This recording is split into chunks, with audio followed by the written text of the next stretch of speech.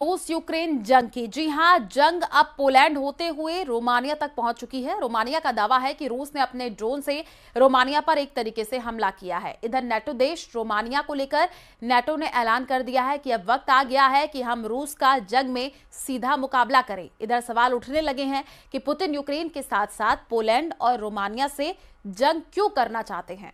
देखिए रिपोर्ट।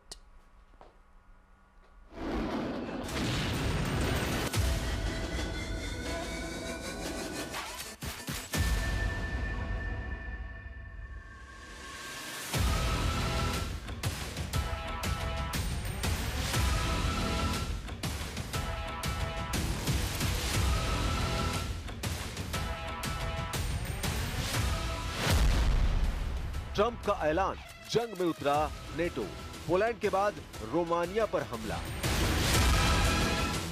रूस यूक्रेन जंग में तीसरा विश्व युद्ध शुरू हो चुका है।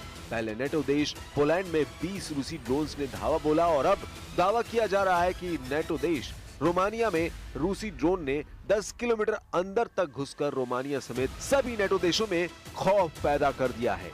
अब तीसरे विश्व युद्ध की शुरुआत का इसी से अंदाजा लगा सकते हैं कि राष्ट्रपति ट्रंप ने अचानक पलटी मारते हुए नेटो को पुतिन के हाथों मरवाने का पूरा इंतजाम कर दिया है। राष्ट्रपति ट्रंप ने दो टूक कहा है कि रूस के खिलाफ नेटो जंग में उतर रहा है और अब अमेरिका तभी नेटो की मदद करेगा जब नेटो देश पूरी तरह से रूस से तेल लेना बंद कर दे। यानी ट्रंप ने एक तरह से यूक्रेन युद्ध से पल्ला झाड़ लिया है और इसे अमेरिका के पूर्व राष्ट्रपति बाइडेन का युद्ध साबित कर दिया है।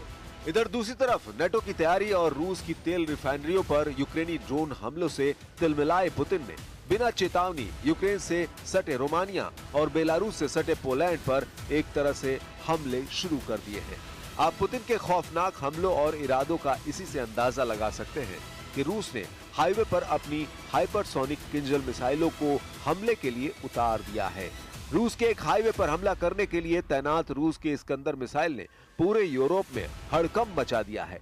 इधर जेलेंस्की ने डंके की चोट पर दावा कर दिया है कि रूस ने नेटो देश पोलैंड पर हमले शुरू कर दिए हैं और अगर अभी भी नेटो ने रूस के खिलाफ खुलकर मोर्चा नहीं खोला तो फिर रूस एक एक करके नेटो देशों को तबाह कर देगा। पोलैंड के बाद रोमानिया पर हमला, पुतिन की नेटो से खुली जंग।